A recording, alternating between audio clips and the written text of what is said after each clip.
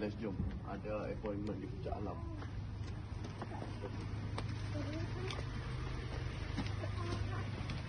Jom.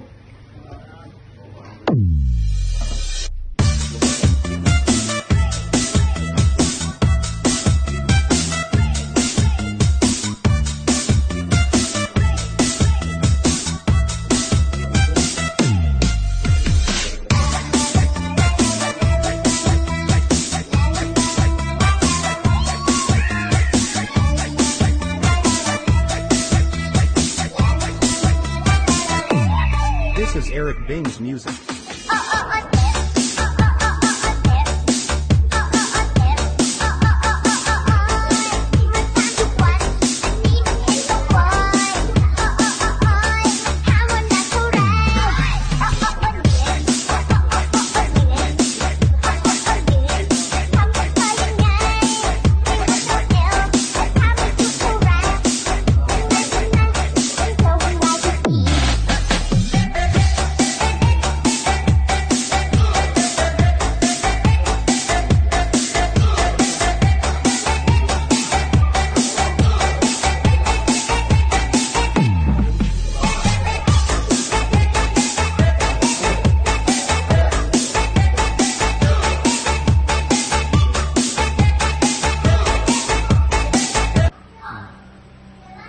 Okay, Ben. Lalu kita dapat di Puncak Alam.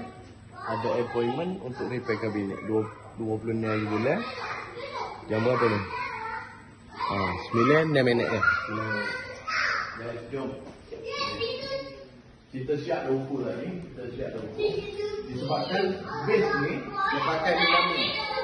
Asal dia pakai melamine, so dekat sini kita akan tukar blok. Boleh tengok ni, dia bawah sinking. Okey, habis hancur kan. Anak ni hancur kaki tengok. Sebabkan tak ada melamine. So kita appointment dah. Kebiasaan kalau kita pun orang ambil harga jimat, harga tak apa ni, harga tak mahal. Okay. At least bagilah body blockboard bawah sikit supaya tahan. Okey. Supaya orang boleh guna yang lama. Okey, ni habis ni atas ni. Ni kopak ni. Habis. So yang ni kita dah ukur, siap. Okey, dianggarkan yang ni 1,800 kita repair habis tukar body base dekat bawah ni. Okey. So apa pun kita tunggu. Dia on ke tak on. Janji kita dah tak appointment ni. Okey, malam pun on. Baru balik daripada MotoGP ni. Okey. Beres dah. Ini pintu solusi.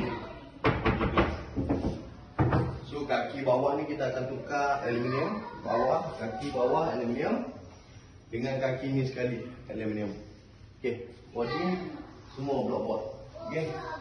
Jumpa the next video. Okey. Apa pun janji jual. Like, comment, follow, share. Bos Arki. Okay, alright.